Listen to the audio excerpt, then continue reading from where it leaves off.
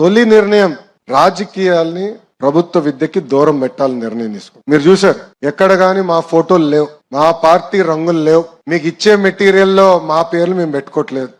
ఎవరిని చూసి మనం సమాజానికి సేవ చేయాలి, ఎవరిని చూసి మనం మంచి పనులు చేయాలో వాళ్ళ పేర్లు పెట్టాం. డాక్టర్ సర్వేపల్లి రాధాకృష్ణన్ గారి పేరుతో స్కూల్ కిట్స్ అందజేశాం. డొక్క సీతమ్మ గారి పేరుతో ఈ రోజు మధ్యాహ్న భోజనం పథకం అందజేస్తున్నాం.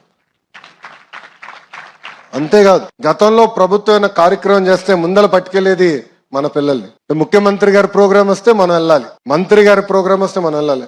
నేను ఆదేశాలు జారీ చేశా, మన పిల్లలు ఎక్కడికి వెళ్ళరు, ఓన్లీ చదువుతారని. ఏ ప్రోగ్రాంకి వెళ్ళేదానికి లేదు. ప్రభుత్వ పాఠశాలలో కానివ్వండి, జూనియర్ కళాశాలలో కానివ్వండి, ఎక్సెప్ట్ జాబ్ మేళాస్ ఇంకెలాంటి కార్యక్రమాలు కూడా జరిగేదానికి లేదని మేము నిర్ణయం తీసుకున్నాం. దీంతో పాటు ఉపాధ్యాయులు అనేక ఇబ్బందులు గతంలో ఎదుర్కొన్నారు.